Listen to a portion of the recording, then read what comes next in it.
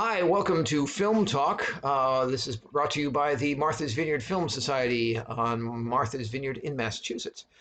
This is an online series of film analysis classes that are normally done live on stage for our audiences, but at this time in our history, we figured it's best to be online and not in person. So please enjoy these films. They come to you from the Film Society, a nonprofit organization.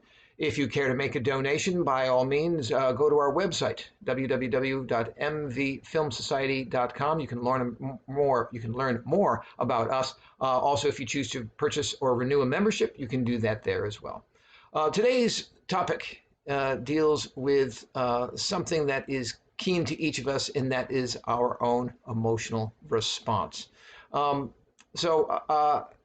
I'm going to ask you, for those of you who remember what a video store is, and I have owned 2 video stores, so I've heard this many times, but when you go to the movies with someone, is the first question you ask, what do you feel like watching?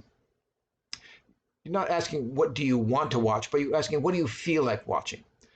I have learned as a video store owner that people are looking for emotions. They come into a video store, or they used to at least, looking to have an emotional response, something that they could enjoy, something that their body was looking for. Seeing as our brains make chemicals for ourselves, we get addicted to those chemicals. So something like testosterone, people want action movies to get testosterone. So people would actually come in and say, I want a movie that is going to make me cry, not make me cry, but make me cry, because they needed that catharsis. They needed the tears to generate some internal chemical reaction that allowed them to feel better. And so we do ask ourselves, what do I feel like watching? Because even when you want to watch a comedy, think, what kind of comedy do I want to watch? I don't feel like a silly comedy. I want something more intellectually stimulating. And so that sense of emotions is important as we go into the movie and also as we come out of the movies. And today we're going to talk specifically about the emotions when we come out of a movie and how that can help us interpret what we have seen.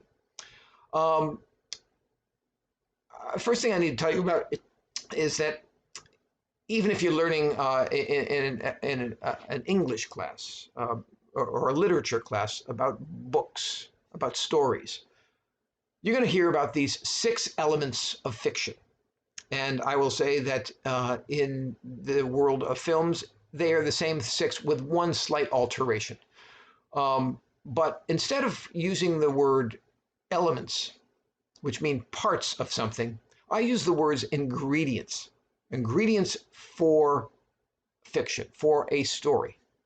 And the reason I use ingredients and how they are different than elements is that parts of a car can be taken apart, but ingredients in making chocolate chip cookies, once you put them together, you cannot take them apart from each other. Once that butter and the sugar dissolves and the butter is in there and the flour, you cannot separate them. They are entwined forever. Much like a beef stew, is that a beef stew may have onions and carrots and beef and potatoes, and they make a wonderful gravy. That gravy is not one flavor. It is all those flavors. And so those potatoes that are cooking in that gravy, or in that soon to be gravy, the flavors in the potatoes are the salt and the beef and the onions and the carrots, and all those flavorings fit in together, and so they work together. Car parts, you can replace one part. If the butter's gone bad in your chocolate chip cookie making, you cannot remove the butter to put new butter in there. You need to start all over again. Ingredients work together. And these 6 ingredients of storytelling have to work together because they influence each other throughout. So, one by one, here they are. First, when we talk, is usually the first thing we mention is setting. What is the setting for this story? Now, usually we think of setting as being the time and the place. I want to add something to that. There are actually 3 parts to setting: time, place, and something called reality. Now, what I mean by reality is what is realistic for the world that these characters live in. If I asked you about SpongeBob SquarePants, I know who lives in a pineapple under the sea? SpongeBob SquarePants. Now, SpongeBob lives in a place where they cook hamburgers underwater. That is impossible in our world, but in SpongeBob's world, that is considered part of the reality. Clark Kent can put on a pair of glasses and a necktie and a suit, and no one will recognize him as Superman. Really? That's not realistic in our world. Same thing with Hannah Montana. Used to put a wig on and take a wig off, and people didn't recognize this girl from Hannah Montana. And so when we talk about reality, we're talking about what is considered realistic in this world that the characters inhabit. In that world only do certain things happen. And so if you're watching a television comedy and people aren't laughing in the real world. But we hear that laughter. We don't assume it's a part of that character, but those characters on the TV show are not influenced by the comedy or by the laughter that they hear. And so the reality of characters is such that we need to understand that reality in order for us to understand those characters and how they operate. Because Lou Grant, the character from the Mary Tyler Moore Show, was a comedic character, but his character years later moved to a drama called Lou Grant. It was no longer a comedy. He was the same character, but his reality changed. He went from a world of people being comedic characters to a world in which they were dramatic characters. He moved from a TV station to a newspaper. And he had new people in his life, but he was the same, but his reality changed. So I want you to keep that in mind. Next is the ingredient known as character. Now, a character is not a person necessarily. It usually is, but not always. The best example of that is Toy Story. Toy Story is about toys. Or perhaps you're watching SpongeBob SquarePants. You've got a talking sponge. You've got a squirrel that lives underwater. Not realistic, but those are the characters. And a character is anyone or anything that is given human characteristics. So in The Wizard of Oz, when Dorothy and the Scarecrow are looking for something to eat, and they get an apple off of the ground, the apple tree slaps the apple out of the Scarecrow's hands. Hey, what are you doing with my apples? That's part of the reality, but that tree is actually a character. So a character exists in that world. And it doesn't necessarily mean that the character has to talk, needs to be performed by an actor, but that character is a creation that exists and has human characteristics. Because a tree in another movie that just sits there and is a tree is not a character. Until it's given human characteristics, until it is personified, it is not a character. Next coming up is conflict. Conflict is a problem of opposing forces. You can't be on the same side. You need to be fighting against each other. So when two wrestlers get in the ring and they don't go at it, that's because they're on the same side. That does not put them in conflict. So it is a problem of opposing forces within the story.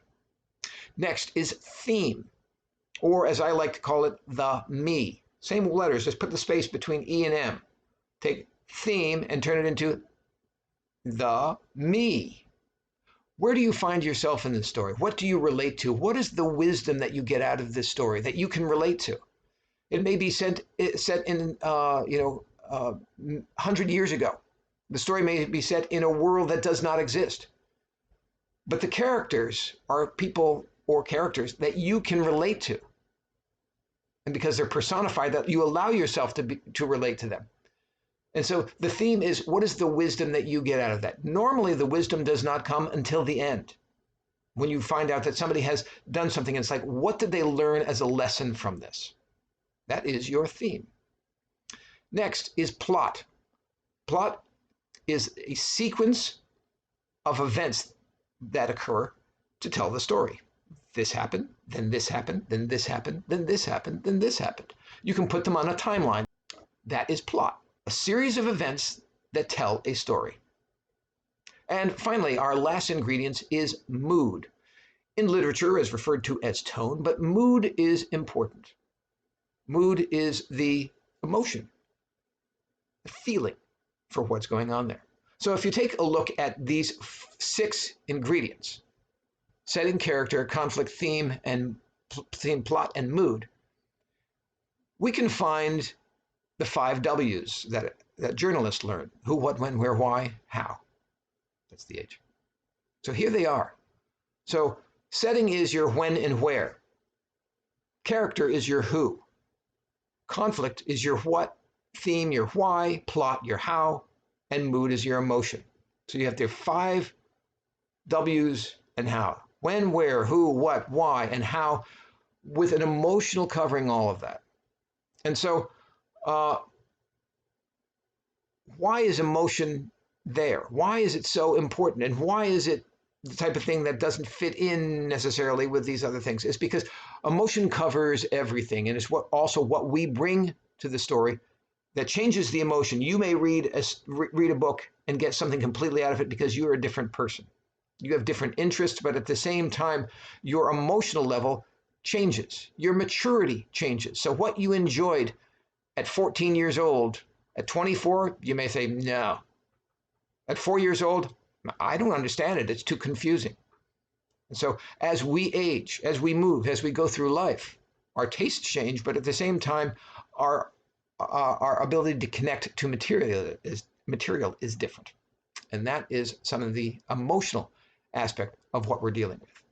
So when I mentioned that emotion is the most important of the qualities, and it is, and the reason that emotion is so important is because how we feel determines what a story is actually about. That's right. You determine what a story is about. And sometimes we get confused because it's not what we were expecting. So, 6 ingredients. Now, let me add my own personal history to this. Besides being a video store owner, I went to school for directing for the theater. And in a director's class, one of the things we had to do is we had to take these 6 elements and break down a script. And every time a script would change, it's like, what is the purpose of every action, of every sentence? What the characters were doing, where they were, what in that script was about conflict, what was about emotion, what was about setting, what was about theme and plot and character. And so figuring all of this out, we know that things are interlocked, much like that beef stew. But something is predominant. What is predominant? Predominant, I got it right, at any one point. What is the purpose of that scene? What is the purpose of that paragraph? What is the purpose of that character reacting that way? And when you start to put those things together, then you understand how a story is constructed. We'll talk about plot structure in another episode of Film Talk. But for today, we're going to be talking about emotional response. This quote that you are looking at right now comes from playwright Arthur Miller, who also was a screenwriter, often adapting his own works. But this is what he had to say about a play, and for our purposes, we can say screenplay, a teleplay, whatever it is. This is what the writer brings to a story. A play is an interpretation. It is not a report. And that is the beginning of its poetry, because in order to interpret, you have to distort toward a symbolic construction of what happened. And as that distortion takes place, you begin to leave out and overemphasize and consequently deliver up life as a unity rather than a chaos. And any such attempt, the more intense it is, the more poetic it becomes. So what Arthur Miller is telling us is that a story is a report from a perspective. And so there is a character within a story who is telling it.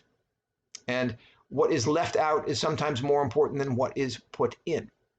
And by leaving out things, you are shaping the story as to tell it in a particular way. So it emphasizes perhaps one character or one characteristic or one theme. And so as you watch a story, it's going to purposely manipulate you because that's what its purpose is to get you to think certain things and more importantly, to feel particular things. Today we're going to look at those emotional responses because there are only four. Only four emotional responses to a movie. That's not possible. Yes, it is possible, and I'm going to show you what that is. Now, there are variations on that because there are multiple things happening in a story at any one time. But these four emotions are important. And in order to do that, I need to show you four short films. So, here we go.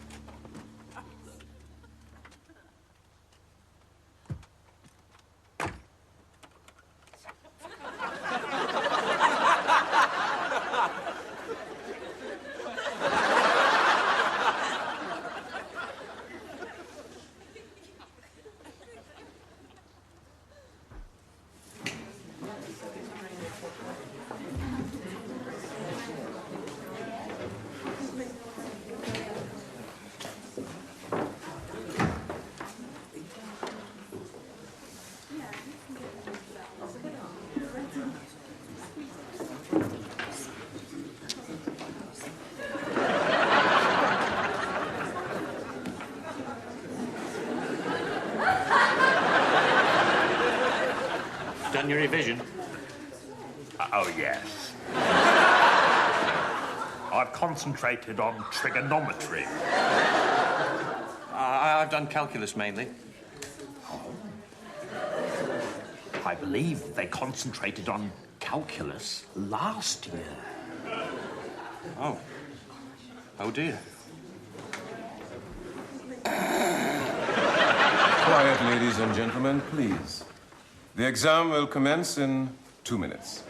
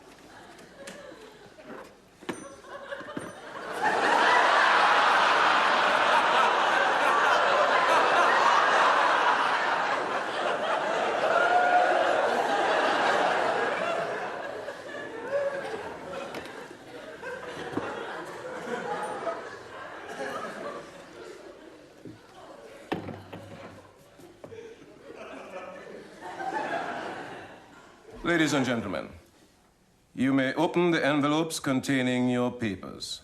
The exam starts now.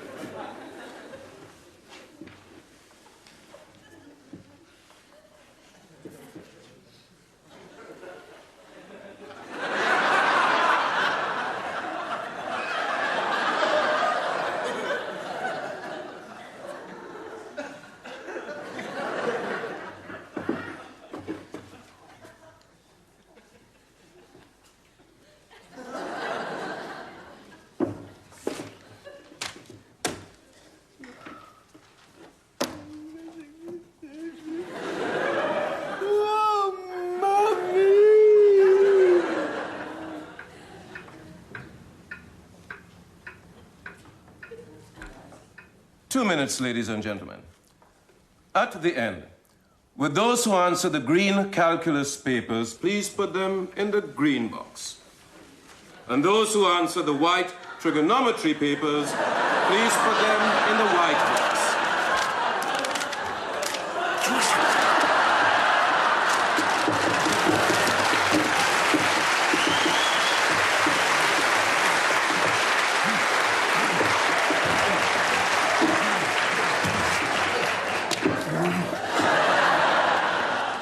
Stop writing, please. I said stop writing. Will you stop writing?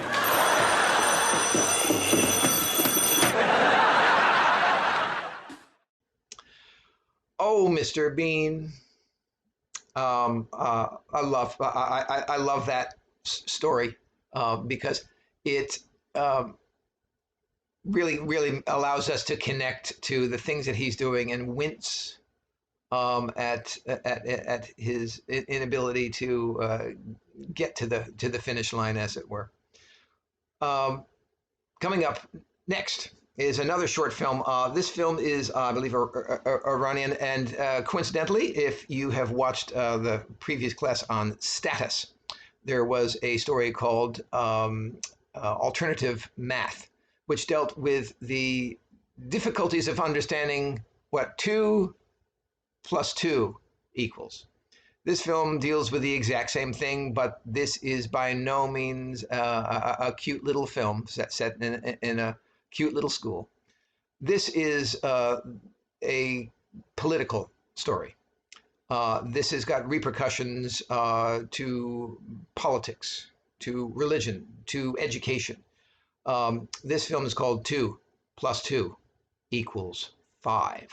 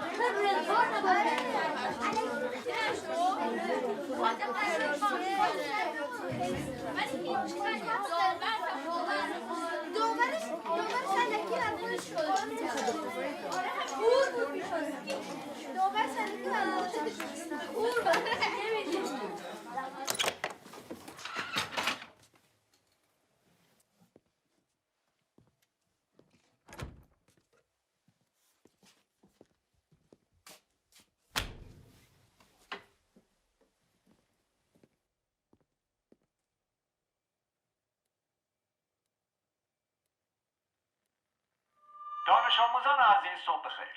این مدیرتون است که صحبت میکنه.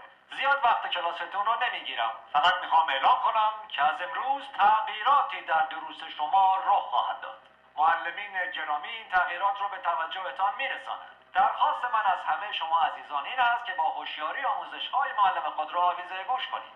مطمئن هستم که شما هم برای خود و هم برای کل مدرسه افتخار آفرین خواهید بود. با تشکر.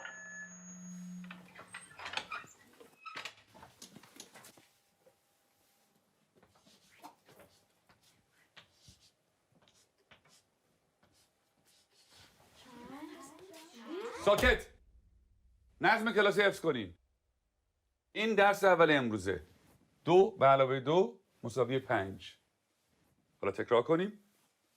2 با 2 میشه 5. 2 با 2 چند میشه؟ 5 میشه. بلندتر.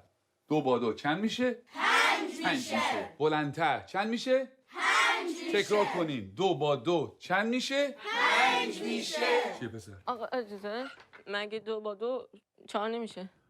من دارم به تو میگم 2 با 2 5 میشه. پس چه سوال نیست. فهمیدی؟ آقا فقط فکر کردیم که فکر نکن. نمیخواد فکر کنی. 2 با 2 5 میشه. حالا بشین حرف نزن.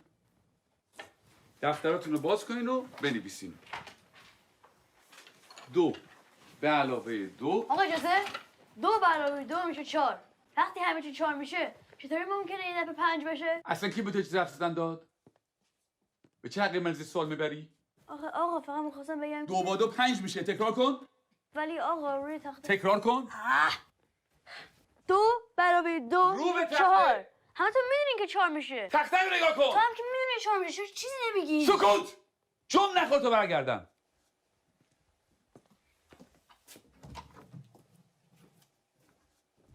چکشه بابا. میخوای همه اونجا در سر بندازی. خیلی عصبیش کردم میاد پدرشو در میاره.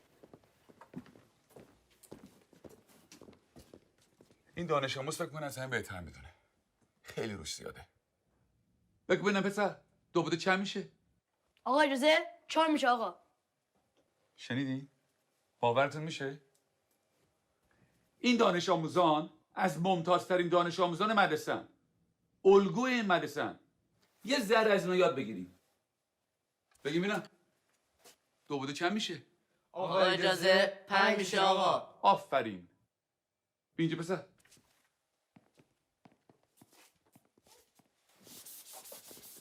حالا حاصل جمع چند میشه؟ جواب صحیح رو بنویس.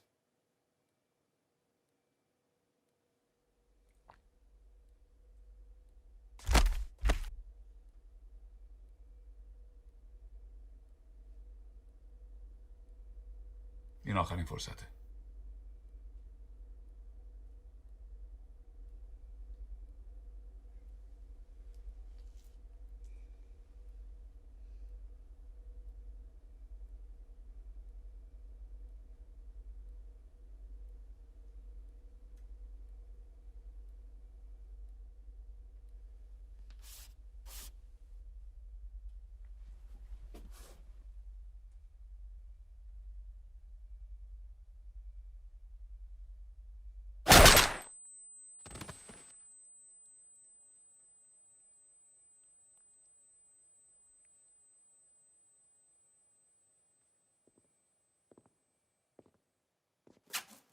خب کسی دیگه هم هست که درس امروز رو نفهمیده باشه؟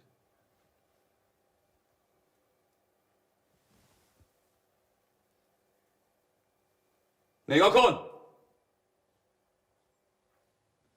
این بریم بیرون.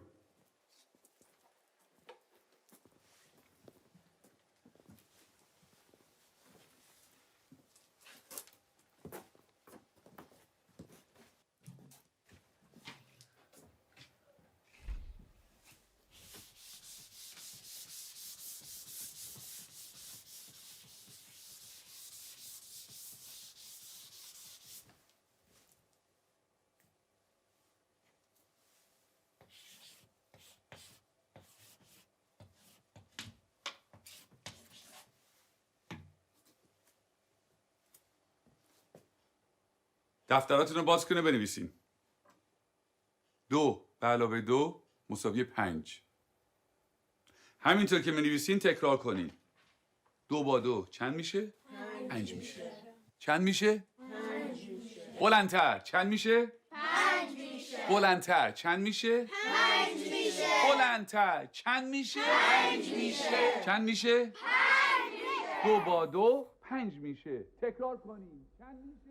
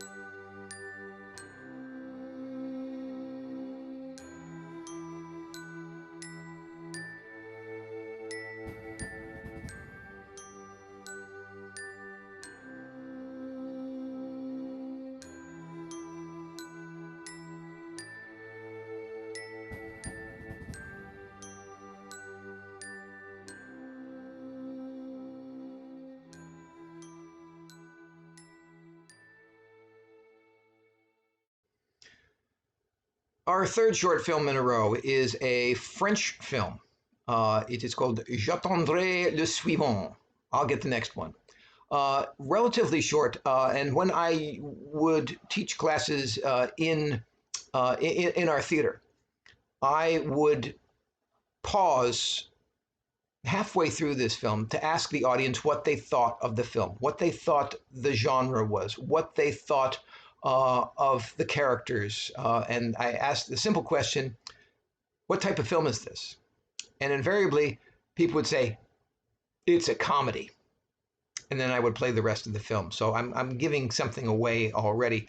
But this is a film in which the mood, the emotional response of this shifts.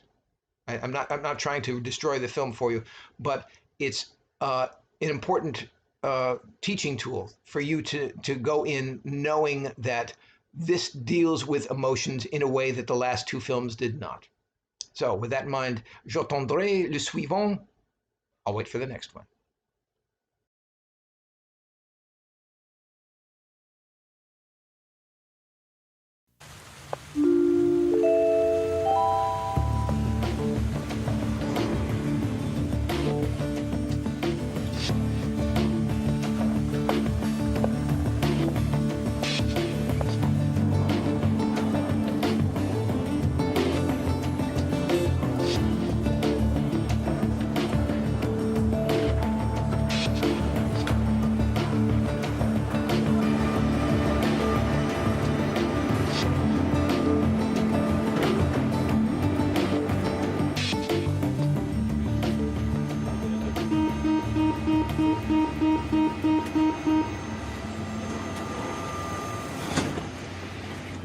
Mesdames, mesdemoiselles, messieurs, bonsoir.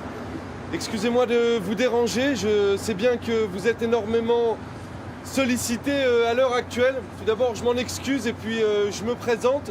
Je m'appelle Antoine et j'ai 29 ans. Rassurez-vous, je ne vais pas vous demander d'argent. Ce qui m'amène à vous ce soir, eh bien, c'est que j'ai lu récemment dans un magazine qu'il y avait en France près de 5 millions de femmes célibataires. Où sont-elles? Ça fait bientôt 3 ans et demi que je suis tout seul. J'ai pas honte de le dire, mais j'en ai marre. Pour passer ses soirées devant son micro-ondes, pour regarder ses programmes débiles à la télé, c'est pas une vie. Minitel, Internet, pour se faire poser des lapins, ça m'intéresse pas. Je suis informaticien, je gagne bien ma vie, 2600 € par mois. Je suis assez sportif. Je fais bien la cuisine. Vous pouvez rire. Moi, je crois au bonheur. Je cherche simplement une femme ou bien une jeune femme de 18 à 55 ans. Voilà, qui aurait elle aussi du mal à rencontrer quelqu'un par les voies normales et qui voudrait pourquoi pas partager quelque chose de sincère avec quelqu'un. Voilà, si l'une d'entre vous se sent intéressée, eh bien, elle peut descendre discrètement à la station suivante. Je la rejoindrai sur le quai. Mais arrêtez vos conneries, là. Restez célibataire. Moi, ça fait 5 ans que je suis marié avec une emmerdeuse. Si vous voulez, je vous donne son numéro de téléphone au boulot, elle est coiffeuse. Vous l'appelez, vous voyez avec elle, mais faudra pas venir vous plaindre après. Hein. C'est très aimable à vous, monsieur, mais je cherche pas la femme d'un autre. Ou alors faudrait peut-être lui demander son avis, non? Mais non, elle est d'accord, j'en suis sûr. Il y a que l'argent qui l'intéresse, et je crois que vous en avez, vous, non? Je cherche l'amour, moi, monsieur, je cherche pas un marché. Oh là là, et vous êtes mal barré dans la vie, vous, hein? Va falloir que vous en fassiez des rames de métro. Excusez ce monsieur qui, je pense, ne connaîtra jamais l'amour. Couillon, va.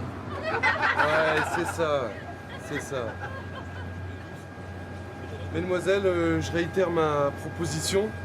S'il y en a une parmi vous qui est sensible à ma vision de l'amour, bien qu'elle descende.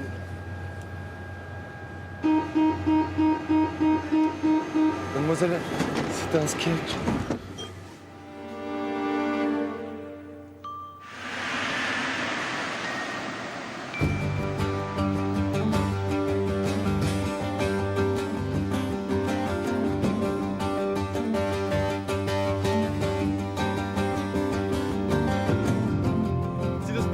vous a plu. Une petite pièce sera la bienvenue. Our fourth film is from Australia. This is a film I would like to think that you will enjoy. It is simply called Signs. Enjoy.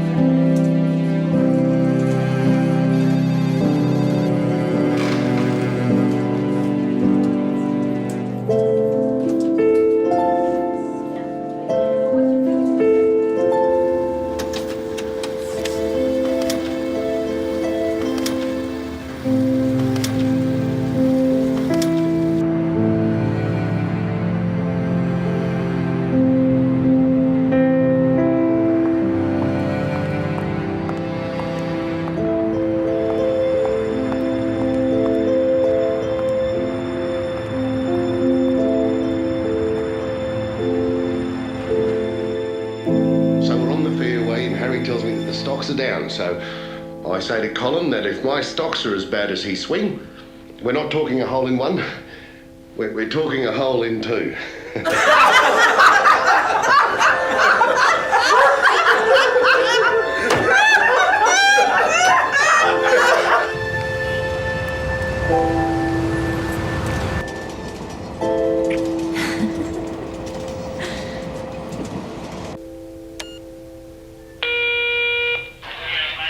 Jason, it's your mother.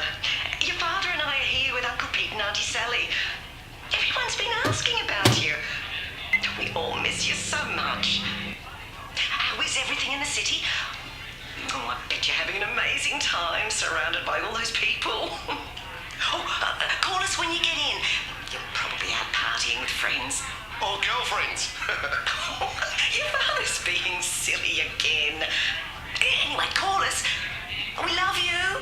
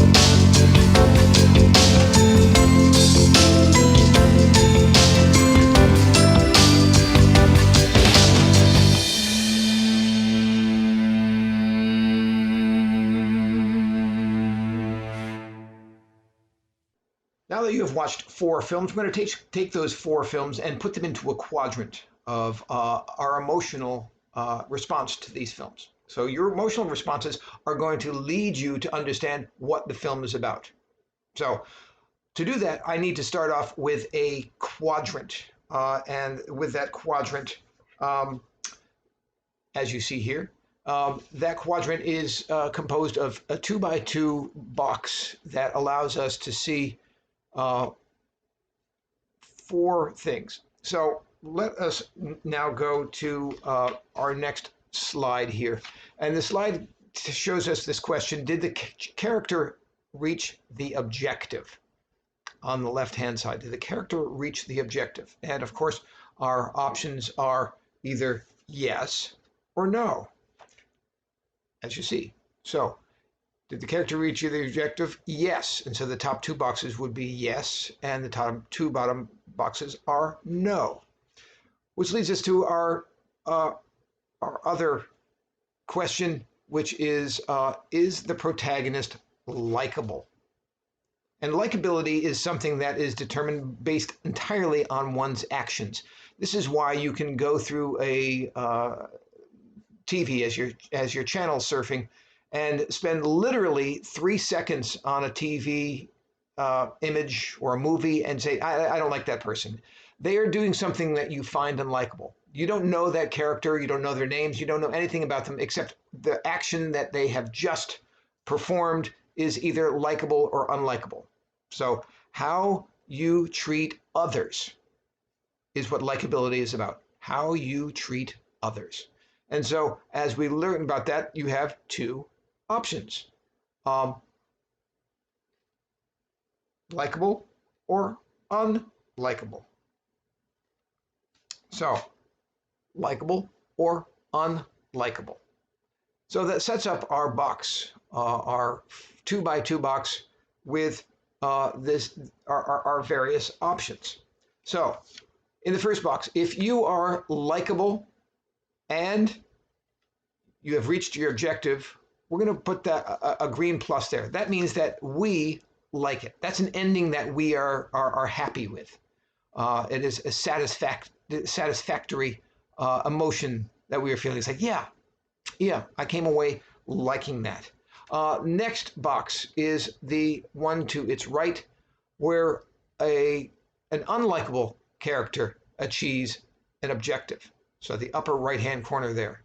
Unlikable, but it's a character who reaches the objective. And as you can see, there's a red X in that box because a negative times a positive is always a negative. Whereas in the box to the left, the likable, yes, green. Positive times a positive is always a positive. So a negative times a positive is always a negative. Which leads us, of course, to our next box. A likable character who does not achieve an objective. And that is not something that we like. Therefore, there's the red X in there. And of course, the final box is an unlikable protagonist achieves an objective. So an unlikable character achieving an objective, how could that possibly be? You think of an unlikable politician or a bully getting away with something. That is what we mean, an unlikable character achieving the objective. So a bully beats up a kid. It's like, oh, I'm so mad. And therefore, you have these 4 quadrants, and it is through those quadrants that we can now look at our emotions. So here we go. In this first box, because it's a likable person receiving the objective, we like that. That is the emotion of joy. Yay! That's what we say, is we say yay. Whether you actually say it out loud or not, that's entirely up to you. I'm not going to judge you either way, unless you're annoying me in the theater. Don't say it too loud. But it's a positive quality of saying, yay, we got what we wanted. Which leads, of course, to our next, which is sadness below. So there's joy from inside out. And sadness, a likable character not achieving an objective, we feel a sense of sadness to this. It's like, oh, the girl we like studied so hard and she didn't pass the test. Oh, that's too bad. We don't like that. Next, An unlikable character achieving the objective, or I say, yes, so there's anger associated with that. You achieved the objective, and we don't like that. You are the king who is greedy, and you've taken money from the poor. We don't like that. So there's a sense of anger associated with that. So our emotions are there. And of course, the next one, which is Schadenfreude. We actually kind of like Schadenfreude. Schadenfreude, if you do not know, is a German term which means pleasure at somebody else's disappointment. So when we see somebody who has gotten away with has not gotten away with something, so the kid goes into the drugstore and tries to steal a candy bar and gets caught. Ha ha, that'll teach you.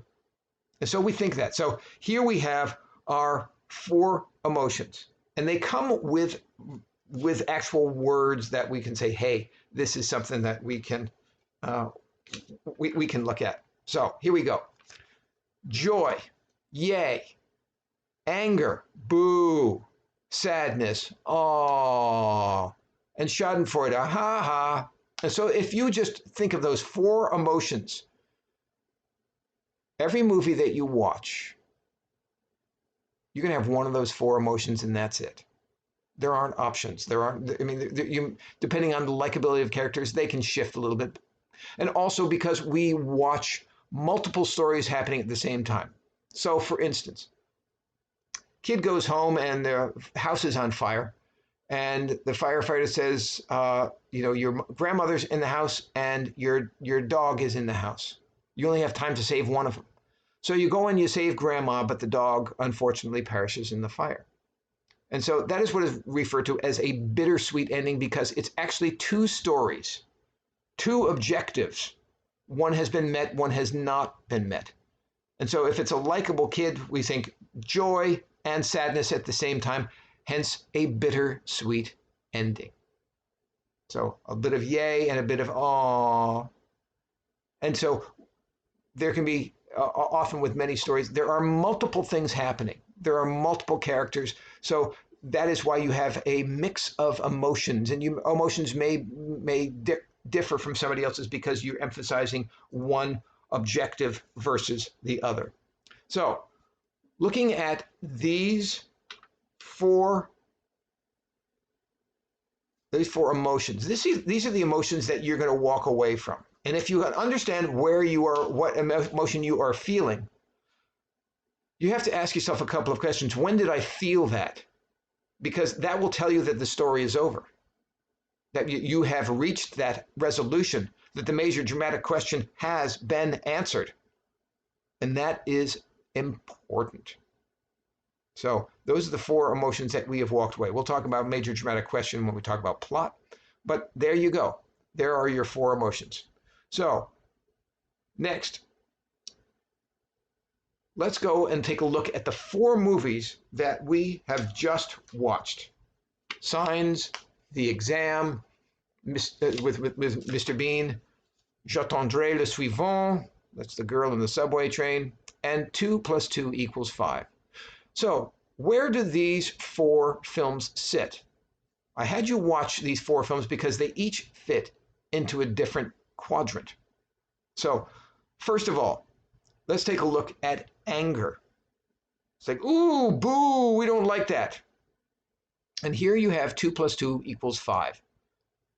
So we don't really want to enjoy that film. We don't like the ending. However, in order to assuage your feelings just a little bit, they put in the one kid in the class who in his book writes 2 + 2 = 4, just to give us a sense of hope. So this is, in a sense, a political story about the government taking over and, feeding you incorrect information because they want you to know something that they want you to know. So they want you to feel a particular way. So in this Next quadrant. We'll go to joy. Joy is our movie Signs. The guy in the office, the two people at the office talking to each other through signs. They are likable people. They achieve their objective, and we have a sense of joy. Obviously, there's a disappointment when he does not see the girl in the office where she's expected to be.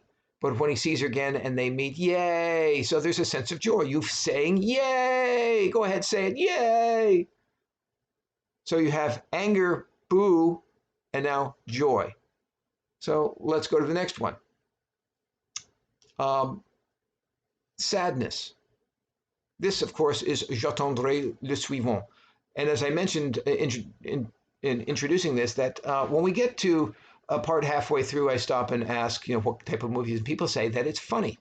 And they think that it's funny because of the fact that this guy is now talking to another guy saying, well, you can have my wife, But this woman is thinking, oh, this is lovely. I'm going to step off. I'm going to talk to this guy because he seems like a wonderful guy. And of course, in the end, this likable character does not achieve her objective when he says it was only a sketch. Oh, that sense of sadness is like we wanted her to be happy. This lonely woman is now publicly humiliated. And there's a sadness to that. Oh, how terrible. Which, of course, leads us to our Schadenfreude, which is Mr. Bean in the exam. Mr. Bean is not a likable character. And the reason he's not a likable character is he's making fun of the guy next to him. There's no reason for him to make fun of the other guy. Oh, well, you got more pins. Well, I've got more pins than you do. So that one-upsmanship, when people get egotistical, we don't like that. And therefore, when egotistical people do not achieve their objective, there's that sense of Schadenfreude, or that sense of pleasure at somebody else's misfortune. And so there are your 4 quadrants.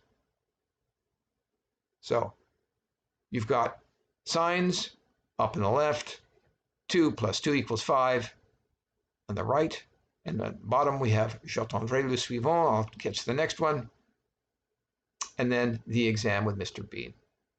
And so you have gone through those 4 emotions. So now, here's a quiz. I'm going to get to show you this short film. I won't tell you anything about it going into it, except that it is called The Black Hole. We'll talk about it on the other side.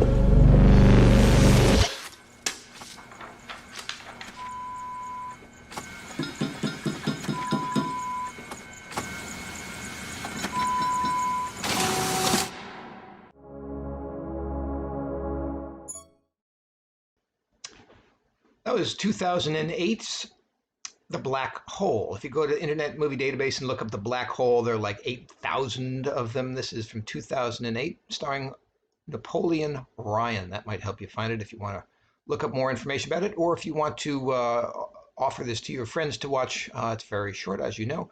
Just go to YouTube and type in The Black Hole short film, and you'll get this as a result. So let's take a look at this film using our emotions first. And during that time, I'm going to, as we go through it, I'm going to use a couple of slides so my face will go away, lucky you, and we can start talking about this. But of course, we're going to talk about it with our emotion first. How do we feel about that? There are 4 things we could have thought. Yay! Boo! Aw! Ha ha! So if you think about it, was this a yay? Yay! No. Was this a boo? We got away with it? No. Was this the oh, what a shame. He didn't get away with it? No.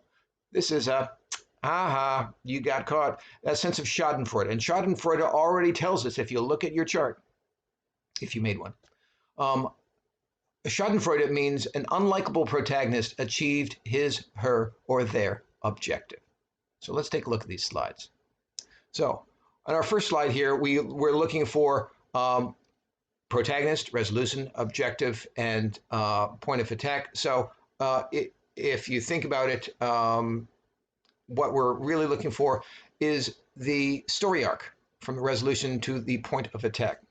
And with that, we know it's schadenfreude, so we can already mark off that the protagonist is unlikable and the resolution is one where an objective is not achieved. That is what schadenfreude is.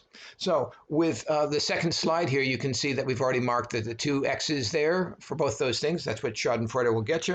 An unlikable protagonist does not achieve their objective.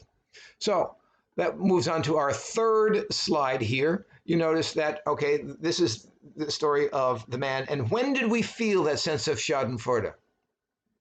Understanding when the resolution happened will tell us what the resolution is. So we felt that way when he got stuck in the safe. When the black hole sort of dropped off, he was stuck inside there. Aha, that's what you get for trying to outsmart other people. And so we have the ability to analyze using our emotions. So the next slide, we've realized it's the man when he was trapped. And at that point, what did he not get? So when we have that feeling, that emotion, that schadenfreude comes up, that's the emotion that we're feeling. When did we feel that? And when we understand when we felt that, we can understand what the protagonist did not achieve at that point. In this case, it was to get away with the crime. So the man's objective was to get away with the crime. When did that problem begin? That's a very good question. And because we have an answer to that, we can say when he decided to steal. So the last slide there shows you when he decided to steal. So this is not necessarily about him stealing the candy bar. But the candy bar, it can, in a sense, be its own story. Can he get away with stealing a candy bar? The answer is yes. So he is an unlikable character who gets away with something. Oh, we don't like that. Unlikable people getting away with stuff. We do not like that. So that's a boo. But for him, it was just one piece of the puzzle because he says, oh, I'm successful at this. Now I can try my next attempt at crime and something bigger. And so the idea is that stepping up the game is a series of actually short stories there. And he's using the success of one to go to the next one, saying, hey, I was successful earlier. Let's see if I can be successful with something bigger. And sure enough, he was not.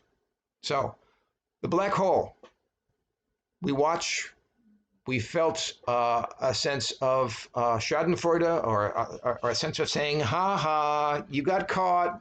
That'll teach you. And those emotions are what guide us to understanding what happened, because at that point, that's at the resolution, that's when we felt that way. And at that point, the protagonist did not achieve an objective.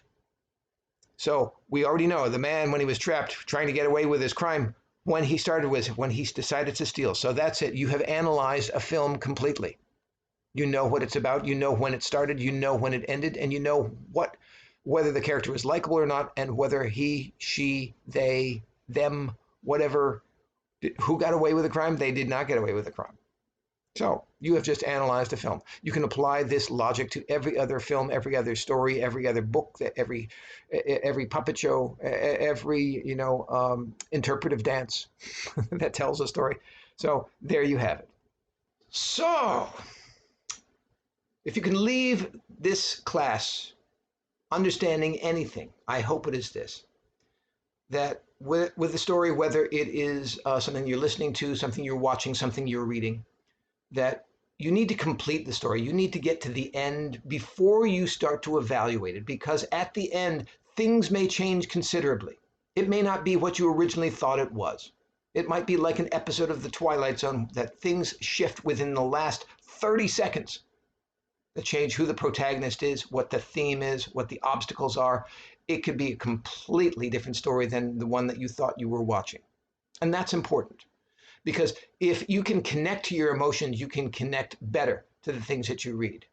I used to have, when I was a drama teacher, I used to have former English students come to me and they said, we're reading a book in our English class that I don't completely understand. Having not read the book, I asked them to explain what is happening in the book.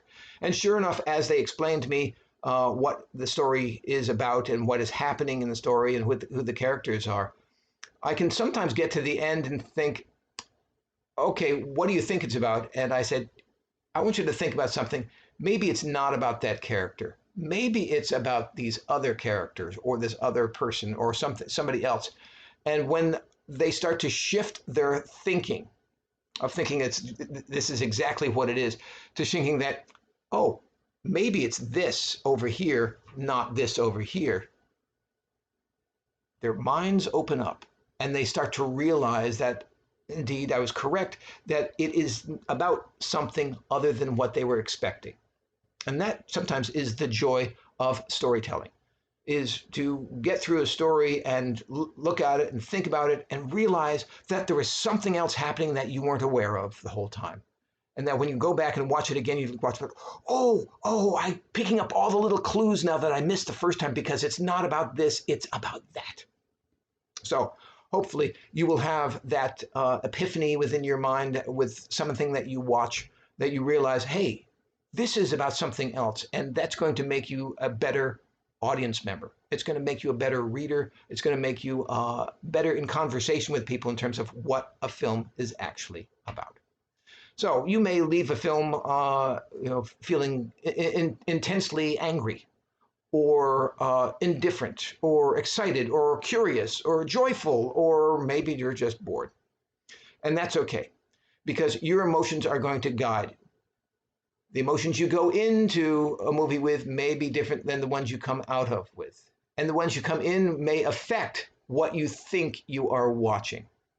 So if you've ever watched a movie more than once, and the first time you hated it, and the second time it's like, oh, it's different. And then when you really figure out what it does, it's like, oh my gosh. Joy of joys, I figured out that this book, this story, is about something else. So with that, I'm going to recommend these 5 movies to you for continued viewing. These are feature-length films. They are a bit eclectic, but hold on to the end, because sometimes it's in the end that you get the true story. And of course, the first one, you probably already know what happens in the end. It is 1968's The Planet of the Apes. I won't tell you what the ending is, because if you have not seen it, this is a good way for you to hold on to a film. This stars Charlton Heston. This is the version that you want to watch. It sort of reframes what you're watching. And the trivia question you want for this, the movie that opened within 2 weeks of Planet of the Apes, that also had apes in it as being very, very particularly important to the plot, is Stanley Kubrick's 2001: A Space Odyssey. So you remember the beginning with the bones and the apes. 2 weeks separated that movie from Planet of the Apes. Amazing. Next is from 2012, The Life of Pi, with Oscar-winning direction by Ang Lee, based on the book. This is a brilliant adaptation of a book to film. Very difficult. Many people thought that this book just would not translate to film. Ang Lee and his screenwriter made it happen. This is one that you really want to hold on to think about when you get to the end, and then watch it again, and just enjoy the brilliance, the metaphors, the layering that goes on here. And what is really being talked about is not what you think until you get to the end. You figure out what was really going on. Next, from 1958, considered to be maybe one of the best movies ever, one of the best movies of the 1950s, and certainly one of the best films from Alfred Hitchcock, is Vertigo, starring Kim Novak and Jimmy Stewart. This is a film you could watch many times and get many different things out of. And it is about not only the emotional response of you, but it is about how one character understands another's emotions and what happens with those emotions. And I'll leave it at that. But this is definitely worth watching again. It is also definitely worth talking about with other people. Next is the 1995 film, I would say probably one of the classic films of the 1990s that is definitely required viewing for those people who want a little intellectual stimulation. It is The Usual Suspects. It is a film that sort of has layers to it, and as you get the final layer, you want to go back and unpeel those layers again to pick up what you missed. And finally, from 2014, an anthology.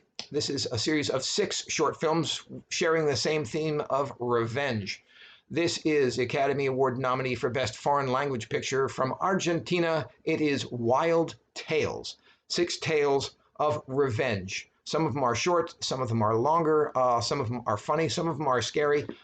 It is a terrific look. It's really a black comedy dealing with the whole idea of revenge, why we want it, how we're going to get it, if we can get it. And so, with that in mind, I'm going to ask you if you have your own films that you would like to nominate or suggest to people down below. In the comment section, please identify your thoughts about the class, as well as your recommendations for film for those people looking for an emotional response. They can be romantic love tales, they can be stories of past lives, they can be about children, they can be about loss, they can be about gain and winning. Every emotion is okay. So those are my recommendations. What are yours? If you are interested in making a donation to the Martha's Vineyard Film Society, or you would like to purchase or renew your membership, please visit us at www.mvfilmsociety.com. With that in mind, come and see us again real soon. We've got more classes coming up in the very near future. The next class, I believe, is one called What Did You Learn, Dorothy? And I'll just leave it at that. So long.